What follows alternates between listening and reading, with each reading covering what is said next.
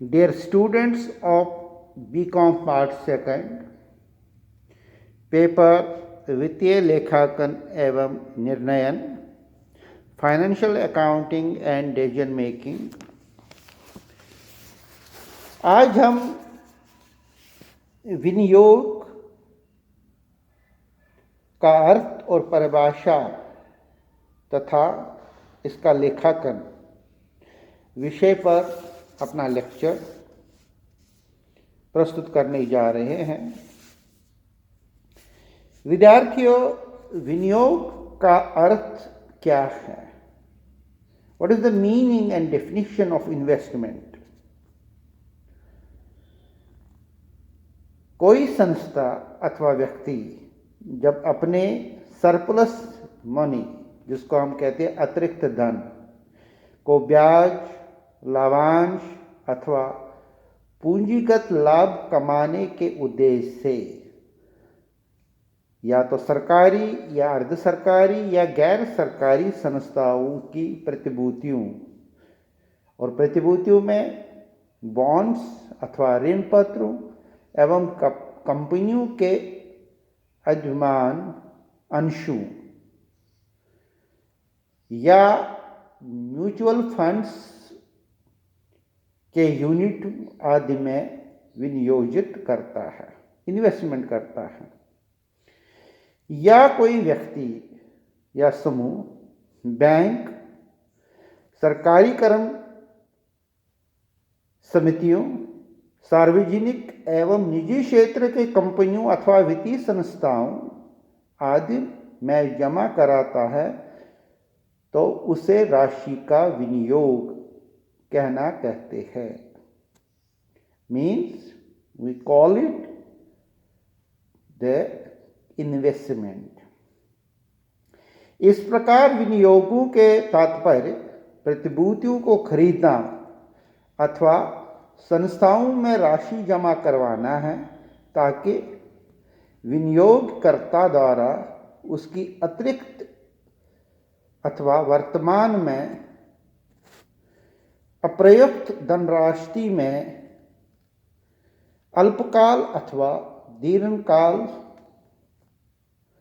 तक आय प्राप्त की जा सकती है। इसका मतलब है so that the person who invests money can avail the benefits of investment either for the temporary period of time or for the permanent period of time, depending upon the number of years this investment has been done. इसके अतिरिक्त एक व्यक्ति या संस्था द्वारा किसी अन्य कंपनियों के शेयर्स को इसलिए भी क्रय किया जाता है ताकि उस कंपनी अथवा संस्था की प्रबंधकीय निर्णयों में हिस्सेदारी बढ़ाकर उस पर नियंत्रण किया जा सकता है।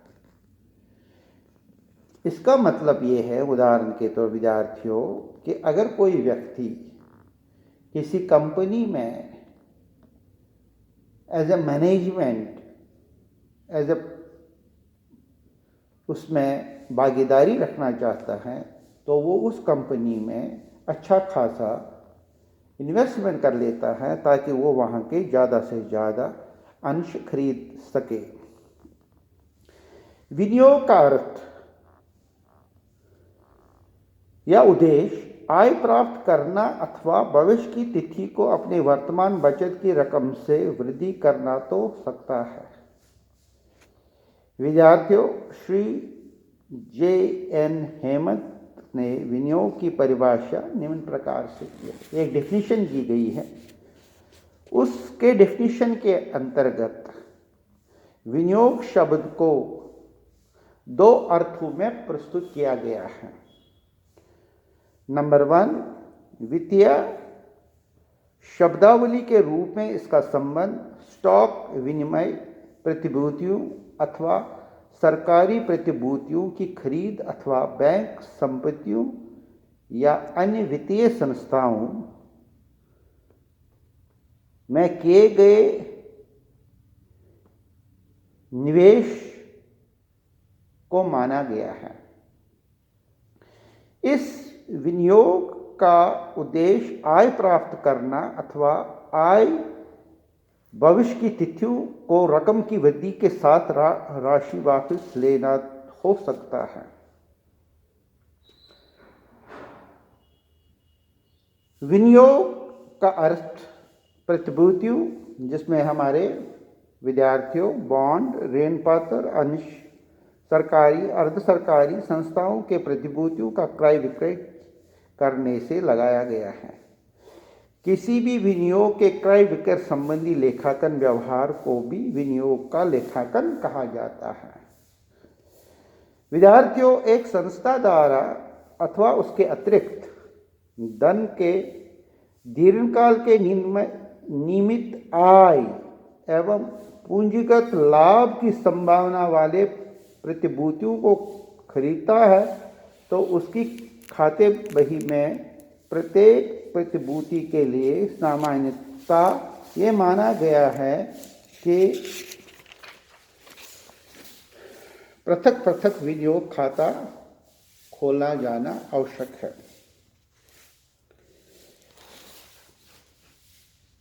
कोई संस्था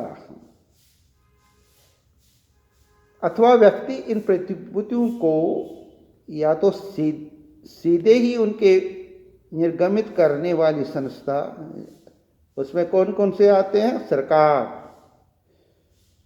कॉरपोरेशन, स्थानीय संस्थाओं जैसे municipality board, housing board, district board आदि, अथवा कंपनियों के प्रतिभूतियों को खरीदा जा सकता है अथवा बाजार में ऐसे विनियोगों को विद्यमान धारकों से खरीदा जा सकता है ओपन मार्केट में। तो इस प्रतिभूतियों को बेचना चाहते हैं। आधुनिक युग में इस प्रकार की प्रतिभूतियों प्रत्येक देश में शेयर बाजार में नियमित रूप से खरीदी या बेची जा सकती है। विद्यार्थियों, जब हम प्रतिभूतियों के प्रकार की बात करते हैं, जिसको हम कहते हैं टाइप्स ऑफ सिक्योरिटीज, उसमें एक तो गवर्नमेंट सिक्योरिटीज होती है, सरकारी प्रतिभूतियां, सेमी गवर्नमेंट सिक्योरिटीज, अर्ध सरकारी प्रतिभूतियां, कमर्शियल सिक्योरिटीज, जिसको हम कहते हैं वाणिज्यिक प्रतिभूतियां। जब हम सरकारी प्रतिभूतियों की बात करते हैं तो केंद्र एवं राज्य सरकारें सार्वजनिक विकास योजनाओं की वित्तीय आवश्यकताओं की पूर्ति हेतु समय समय पर जनता एवं वित्तीय संस्थाओं से ऋण लेती रहती है। ऐसे ऋण लेते समय सरकार ऋणदाताओं को उसके ऋण के प्रमाण स्वरूप जो प्रमाण पत्र निर्मित करती है उसे सरकारी प्रतिभूतियां कहते हैं। प्रत्येक प्रतिभूति प्रमाण पत्र में सामान्यतः ऋण की रकम, ऋण की अवधि, ऋण वापस लेने की अवधि, ब्याज की दर, ब्याज की दर, तिथियां इत्यादि बातों का उल्लेख रहता है। प्रत्येक प्रकार के ऋण सरकारी प्रतिभूतियों के लिए सरकार अलग अलग रजिस्टर या रिकॉर्ड रखती है, जिसे ऋणदाता का नाम व पता अंकित रहता है ताकि ब्याज का भुगतान एक दी तिथियों पर संबंधित ऋणदाता को आसानी से मिल जाता है। बट विद्यार्थियों, आजकल कंप्यूटर के युग में सारा ही प्री लोडेड सिस्टम में हर एक इंफॉर्मेशन लोड ही होती है, तो ये सारा ही काम अब सरकारी